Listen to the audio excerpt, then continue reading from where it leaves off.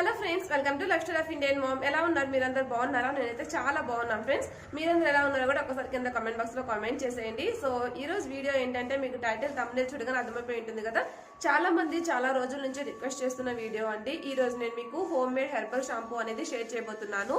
So last time నేను shampoo and తర్వాత కొన్ని ఆయిల్స్ కూడా షేర్ చేశాను. అవి షేర్ చేసినప్పుడు చాలా మంది ఇంగ్లీష్ లో సబ్ టైటిల్స్ ఇవ్వండి, లేదంటే కామెంట్ సెక్షన్ లో జస్ట్ ఆ ప్రాసెస్ అనేది ఇవ్వండి అని చెప్పేసి అడిగారు. సో ఈ రోజు అయితే నేను మీకు సబ్ టైటిల్స్ ఇస్తాను అండ్ అలాగే మీకు డిస్క్రిప్షన్ బాక్స్ లో అలాగే కామెంట్ సెక్షన్ లో కూడా మీకు ఇంగ్లీష్ లో కొంచెం ఎక్స్ప్లెయిన్ చేస్తాను అనమాట, ఎలా ప్రిపేర్ చేసుకోవాలి ఏంటి అనేది. ఓకేనా? సో ఇక లేట్ చేయకుండా వీడియో స్టార్ట్ చేసేద్దాం.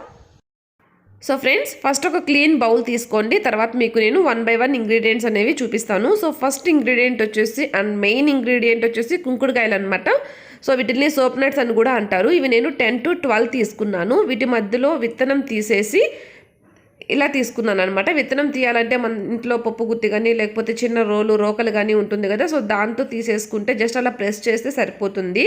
సో 10 to 12 తీసుకున్నాను. అండ్ అలాగే నెక్స్ట్ ఇంగ్రీడియంట్ వచ్చేసి ఆమ్లా అండి, ఉసిరికాయ.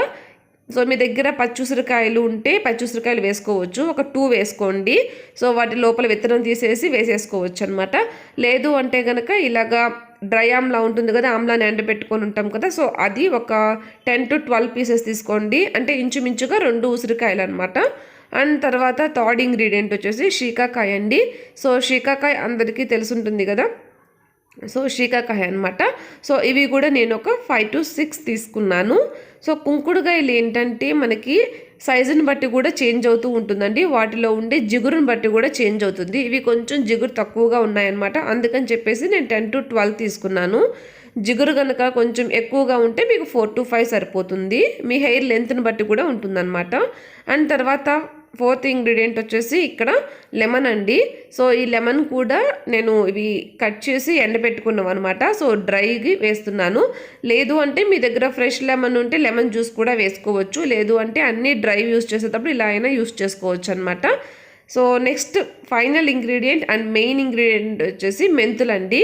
సో మెంతులు వచ్చేసి ఒక టేబుల్ స్పూన్ తీసుకున్నాను. మెంతులు వేసిన తర్వాత ఇందులో వాటర్ వేసి వీటిని బాగా నానపెట్టుకోవాలన్నమాట. అంటే ఒక ఓవర్ నైట్ నానపెట్టుకోవాలి, రాత్రంతా కూడా నానపెట్టుకోవాలి ఫ్రెండ్స్. ఇప్పుడు ఇవన్నీ వేసాం కదా, సో అన్నీ ఒకసారి బాగా మిక్స్ చేసేయండి. ఒకవేళ దుమ్ము అలా కనుక ఉంటే 1 or 2 times వాష్ చేసేసి ఆ వాటర్ వంపేసేయండి. వంపేసి మళ్ళీ ఫ్రెష్ వాటర్ వేసి నైట్ అంతా కూడా నానపెట్టుకోండి. ఇందులో 2 ప్రాసెస్ ఉన్నాయండి, నేను మీకు 1 by 1 ఎక్స్ప్లెయిన్ చేస్తాను. ఫస్ట్ ప్రాసెస్ ఏంటంటే ఇలాగ నైట్ అంతా నానపెట్టుకోవడం అనమాట. సో మీకు సెకండ్ ప్రాసెస్ కూడా చెప్తాను. మీరు ఇలాగా వెయిట్ చేయలేరు, మాకు తొందరగా అయిపోవాలి అంటే కనుక జస్ట్ వాటర్ తీసుకొని ఒక పెద్ద బౌల్లో వాటర్ని బాయిల్ చేయండి. బాయిల్ అవుతున్న వాటర్లో ఇప్పుడు నేను చూపించిన ఇంగ్రీడియంట్స్ అన్నీ కూడా ఇలా వేసేయండి. వేసేసి ఒక 5 to 10 minutes కుక్ చేయండి. 5 to 10 minutes కుక్ చేసిన తర్వాత ఒక 1 hour తర్వాత మీరు దాన్ని జస్ట్ కొంచెం అలాగా గ్రైండ్ చేసేసి మీరు హెయిర్ వాష్ అనేది చేసేసుకోవచ్చు అనమాట. లేదు మీకు టైం ఉంది, వెయిట్ చేయగలరు అంటే కనుక నైట్ అంతా నానపెట్టుకొని మార్నింగ్ గ్రైండ్ చేసుకొని హెయిర్ వాష్ అనేది చేసుకోవచ్చు. ఈవినింగ్ అలా చేయాలనుకుంటే కనుక మార్నింగ్ నుంచి మీరు నానపెట్టుకొని ఈవినింగ్ వరకు, సో అప్పుడు గ్రైండ్ చేసుకొని హెయిర్ వాష్ చేసుకోవచ్చు అనమాట. ఇవైతే చాలా మంచిగా నానాయండి అన్నీ కూడా. సో ఇవన్నీ నానపెట్టుకున్నాం కదా, ఇప్పుడు మనం వీటిని గ్రైండ్ చేసుకోవాలన్నమాట. సో ఇవి అన్ని హెయిర్ ప్రాబ్లమ్స్ కూడా వర్క్ అవుతుందండి. ఇప్పుడు మనకు ఒకవేళ డాండ్రఫ్ ఉన్నా కూడా ఇందులో మనం లెమన్, ఆమ్లా ఇవన్నీ వాడుతున్నాం కాబట్టి మనకి డాండ్రఫ్ కూడా తగ్గిపోతుంది, అలాగే హెయిర్ ఫాల్ కూడా తగ్గుతుంది అనమాట. సో నార్మల్గా మీరు ఇది కంటిన్యూస్గా అంటే రెగ్యులర్గా యూస్ చేయండి.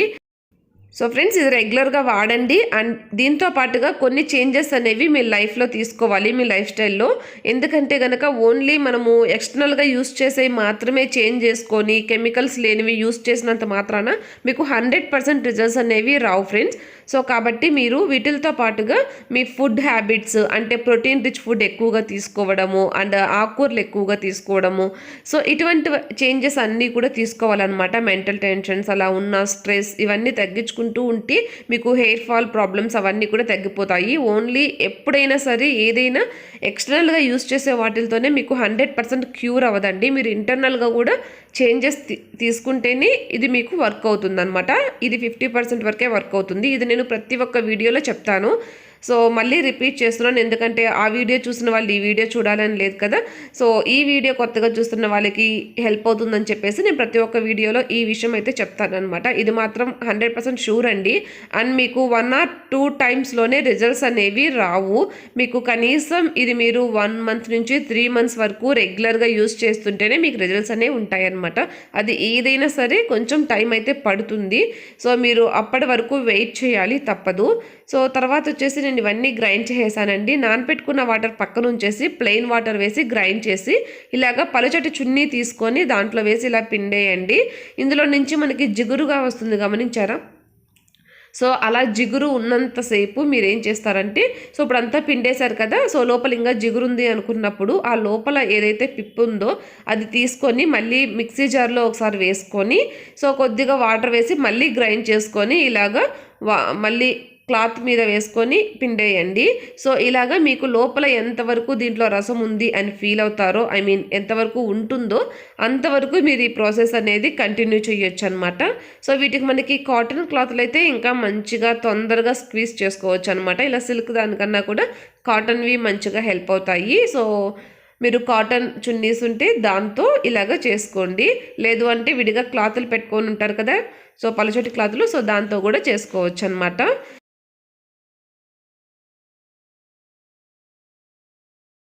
ఇది అన్ని హెయిర్ టైప్స్ కి వర్క్ అవుతుందండి. లైక్ ఆయిలీ హెయిర్ కానీ డ్రై హెయిర్ కానీ అందరికీ వర్క్ అవుతుంది. సో మరీ ఎక్కువగా డ్రై హెయిర్ ఉన్న వాళ్ళు ఏంటంటే ఒక కండిషనర్ అనేది యూజ్ చేయొచ్చు అనమాట. నాకైతే ఒక్కొక్కసారి అంటే బాగా ఎక్కువగా ఆయిలింగ్ చేసుకున్నప్పుడు అంత ఎక్కువగా డ్రైగా అయితే అనిపించలేదు నాకు. సో ఒక్కొక్కసారి అయితే కొంచెం డ్రైగా అనిపించింది, అప్పుడు నేను లీవ్-ఇన్ కండిషనర్ యూజ్ చేశాను అనమాట. అంటే నార్మల్ గా మనకి బయట మార్కెట్ లో దొరికే కండిషనర్స్ ఏంటంటే ఆ కండిషనర్ అప్లై చేసుకున్న తర్వాత ఒక 5 to 10 minutes ఉంచుకొని తర్వాత మనం వాటర్తో వాష్ చేసేయాలి కదా. అలా కాకుండా మనం ఇంట్లోనే అంటే నార్మల్గా బయట మార్కెట్స్లో కూడా ఉంటాయండి లీవ్-ఇన్ కండిషనర్స్. అంటే మనం ఇప్పుడు లైక్ సీరం అప్లై చేస్తాం కదా, అప్లై చేసి వదిలేస్తాం కదా, అలానే అనమాట. బట్ ఇదేంటంటే నేను ఇంట్లోనే ప్రిపేర్ చేశాను లీవ్-ఇన్ కండిషనర్ అనేది. అది నేను మీకు ఈ వీడియో తర్వాత షేర్ చేస్తాను, చూడండి కావాలనుకున్న వాళ్ళు. అండ్ చాలా మంది హెయిర్ గ్రోత్ టిప్స్ అలాగే హెయిర్ ప్యాక్స్ అండ్ ఇలాంటివి అడుగుతున్నారు అనమాట. అందుకని చెప్పేసి వరుసగా నేను ముందు ఇవి పోస్ట్ చేసేస్తాను మీకు, ఓకేనా. సో ఇదిగో ఫ్రెండ్స్, ఇదైతే ఎక్కువగా నురుగే ఉందన్నమాట, మనం గ్రైండ్ చేసాం కాబట్టి. ఇదేంటంటే నేను గమనించింది ఏంటంటే మనం గనక ఫ్రిడ్జ్ లో పెట్టుకున్నామంటే అంత ఎక్కువగా నురుగా అయితే అనిపించట్లేదు మనకి హెయిర్ మీద అప్లై చేసుకున్నప్పుడు. నేను అది కూడా టెస్ట్ చేశాను. ఎప్పటికప్పుడు ఇలా చేసుకుంటే చాలా ఫ్రెష్ గా ఉంటుంది, బాగుంటుంది అనమాట. ఫ్రిడ్జ్ లో పెట్టుకున్నా కూడా మనకి 1 week వరకు ఇది ఉంటుంది. బట్ ఏంటంటే ఫ్రిడ్జ్ లో పెట్టుకున్న తర్వాత నాకు ఎంత ఎక్కువగా మంచిగా అనిపించలేదు అనమాట. సో మీరు ఎప్పటికప్పుడు ప్రిపేర్ చేసుకోవడానికే ట్రై చేయండి. సో ఇప్పుడు చూసారు కదా కొంచెం జిగురు వస్తుంది, ఇందాక చాలా ఎక్కువగా ఉన్నింది కదా. సో ఇది జిగురంతా పోయేంత వరకు కూడా మనం ఇలాగా చేసుకోవచ్చండి. సో దీన్ని కానీ మీరు స్టోర్ చేసుకోవాలనుకుంటే ఏదైనా ఒక బాటిల్ తీసుకొని, అది ప్లాస్టిక్ దైనా గ్లాస్ దైనా, సో ఆ బాటిల్లో స్టోర్ చేసేసుకోండి ఇలాగా.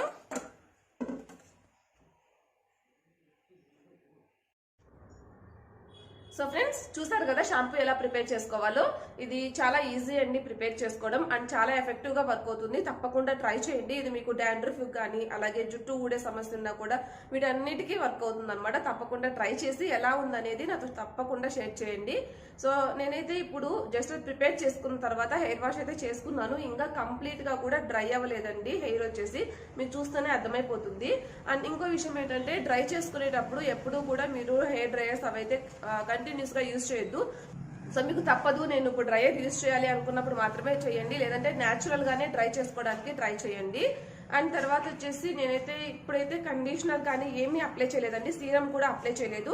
హెయిర్ అయితే చాలా బాగుంది అనమాట, నార్మల్ గా ఉంది అండ్ చాలా సాఫ్ట్ గా కూడా అనిపించింది నాకు ఈసారి.